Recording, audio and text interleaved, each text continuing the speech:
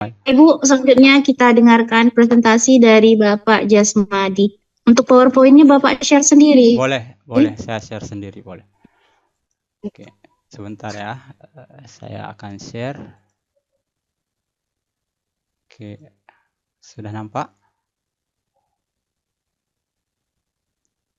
Sudah Pak, sudah. Oke.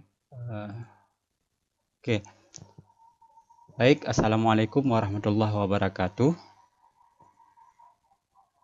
Waalaikumsalam warahmatullahi wabarakatuh.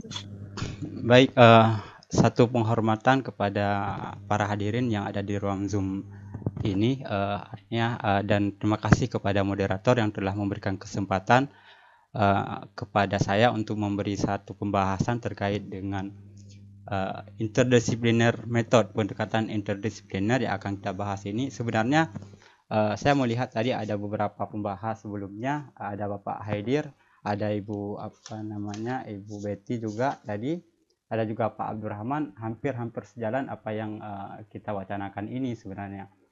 Tetapi di sini lebih kepada bagaimana kita melihat satu buah pemikiran yang dulunya pernah dibahas juga di dalam berbagai literasi, studi Islam tentang pendekatan interdisipliner yang mungkin baru-baru ini sangat sudah berkembang lagi menjadi multidisipliner. Tetapi di sini kita coba melihat pendekatan interdisipliner ini dalam studi Islam kontemporer.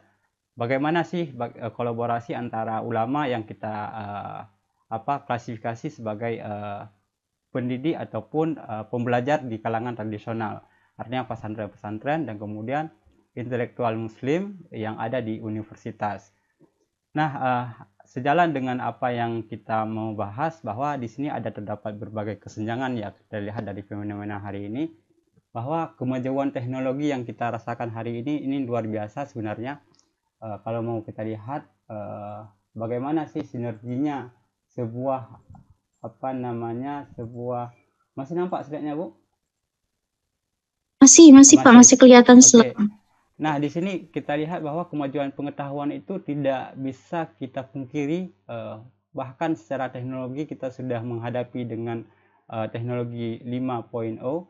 Ini sudah beranjak kepada artificial intelligence yang dimana kita ini hampir-hampir menjadi keseluruhan tantangan bagi kita, bagaimana pemanfaatan yang lebih efektif sementara kita kesiapan dari umat Islam sendiri itu berbagai isu tantangan di dalam komunitas masih terjadi kesenjangan.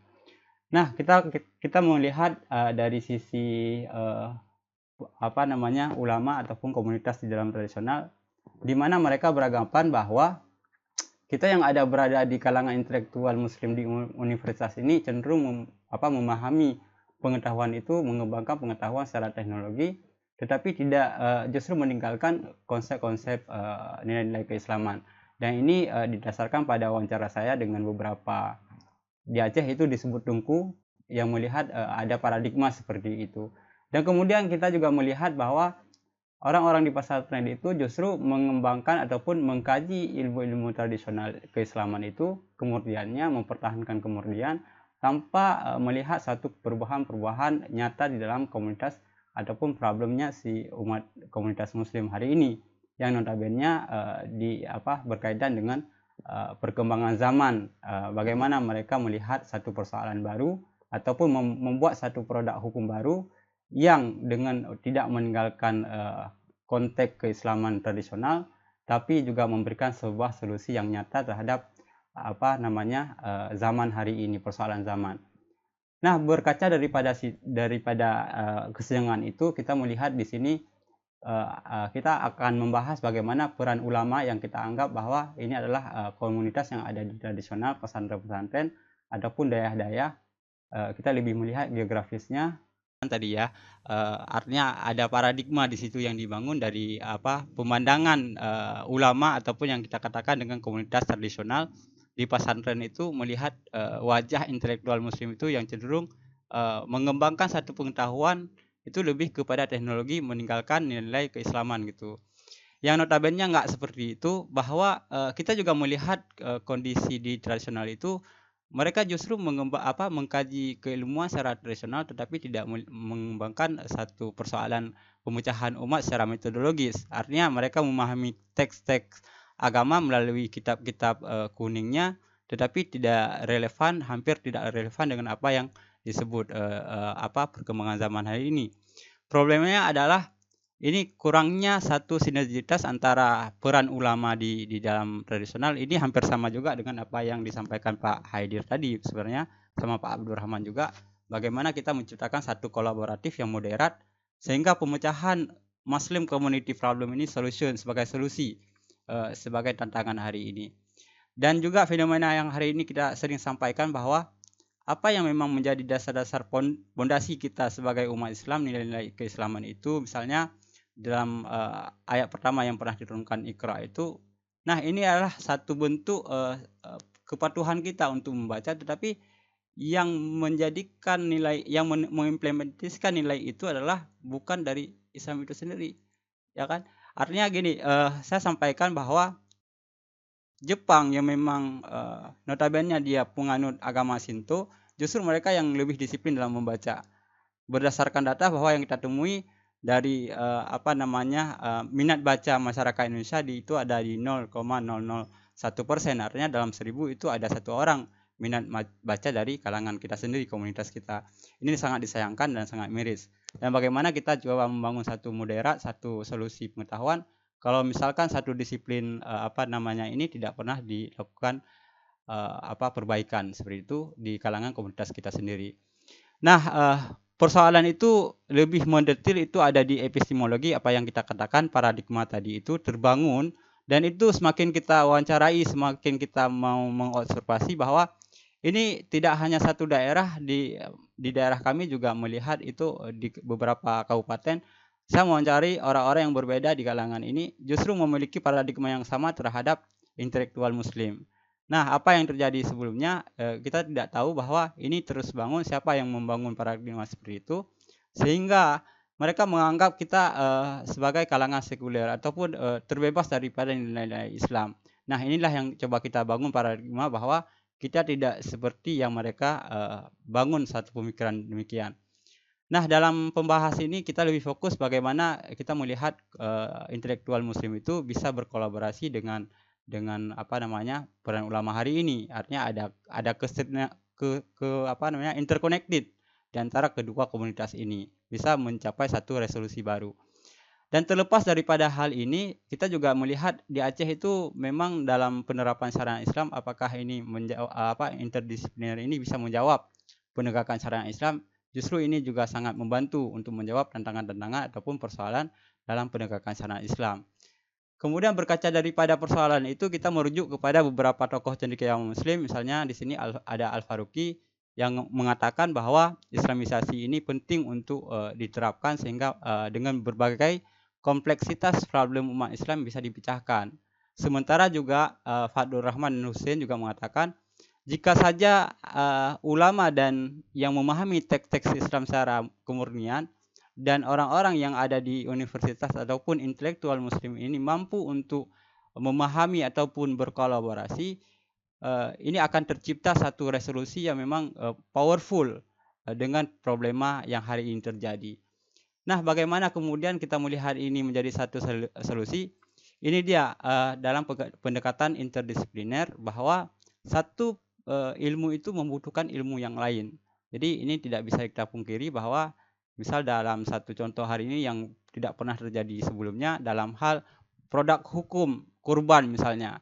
Ada yang kita lihat bahwa ada satu genetika sapi yang hari ini dikolaborasikan dengan genetika babi dan kemudian melahirkan seekor sapi. Bagaimana menjawab sebuah produk hukum yang memang katakanlah ini butuh satu nilai-nilai keislaman, satu produk hukum Islam yang murni, tanpa meninggalkan nilai-nilai Islam yang murni ini bisa menjawab satu produk hukum baru dari problem ini.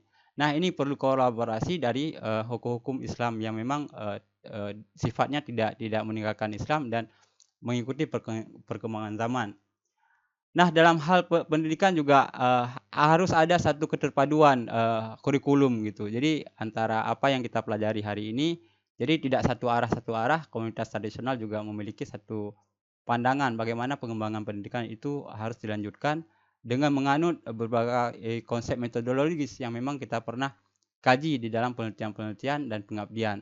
Ini penting karena konsep di tradisional itu masih hanya literatur ya, literlek. Jadi teks memahami pengetahuan itu dari teks-teks saja, tetapi tidak pernah melihat konsep-konsep nyata dari lapangan dan berbasis problem, berbasis persoalan umat.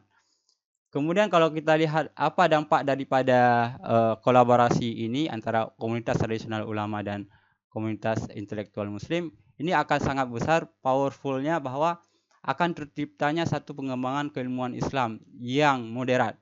Seperti yang dikatakan Pak Haidir tadi juga ini sebuah moderasi sebenarnya. Arahnya ke sana, tetapi tidak meninggalkan nilai-nilai Islam yang tradisional.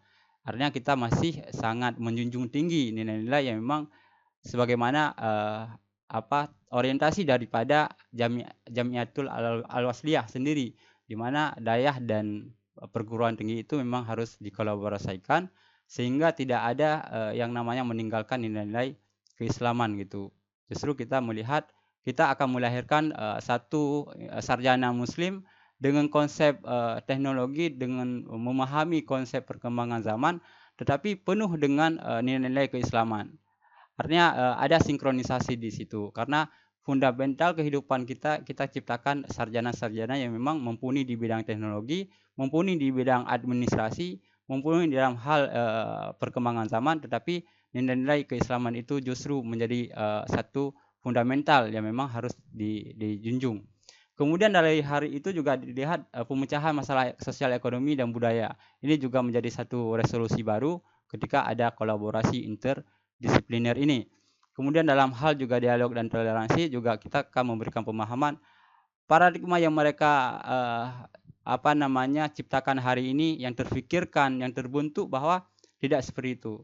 Artinya kita terbuka dengan konsep keilmuan dan tidak meninggalkan apa yang menjadi satu kepatutan bagi kita sebagai panduan dalam kehidupan ini. Nah, dari hal itu kita juga berkaca bahwa implementasi syariah dimanapun, misalnya kita di Aceh juga ketika ada penerapan integrasi dari pendekatan interdisipliner ini, juga mampu menciptakan satu produk hukum yang memang notabene relevan dengan persoalan-persoalan penegakan syariat Islam seperti itu. Jadi ada nilai-nilai Islam yang memang didasari pada fundamennya, kemudian pemecahannya dengan konsep problem-problem modern. Saya pikir ini menjadi satu bahan isu yang bukan hanya sekedar isu di kedaerahan secara geografis kita lihat di Aceh, tapi ini menjadi isu ataupun satu problem kontemporer yang memang seharusnya menjadi satu powerful, bahwa apa yang kita bicarakan ini adalah bagian apa yang sudah diterapkan oleh dunia barat. Bagaimana mereka bisa menciptakan satu kebaharuan tetapi tidak meninggalkan poin-poin lama, sehingga kebaharuan itu terus tercipta dan menghargai produk-produk lama gitu. Jadi saya pikir ini sangat jelas dan inilah sebagai bentuk apa yang dikatakan dengan pendekatan interdisipliner dalam kolaborasi. Kita coba menghubungkan ataupun memberikan satu resolusi bahwa penting sekali ada ulama ataupun kalangan tradisional, komunitas muslim di daerah-daerah, di pesantren itu mampu untuk memberikan satu kontribusi nyata terhadap apa yang kita lakukan sebagai intelektual muslim di universitas. Saya pikir demikian ya untuk menghemat waktu. Terima kasih. Saya kembalikan kepada Bu Widya. Assalamualaikum warahmatullahi wabarakatuh. Waalaikumsalam warahmatullahi wabarakatuh. Terima kasih Pak Jasmadi atas presentasinya. Presentasi Pak Jasmadi tentang interdisciplinary methods in contemporary Islamic studies, development of collaboration between ulama and Muslim intellectuals. Pak Jasmadi dari Universitas Al-Wasliyah Darussalam, Bandar Aceh. Terima kasih Bapak. Ya, sama-sama. Selanjutnya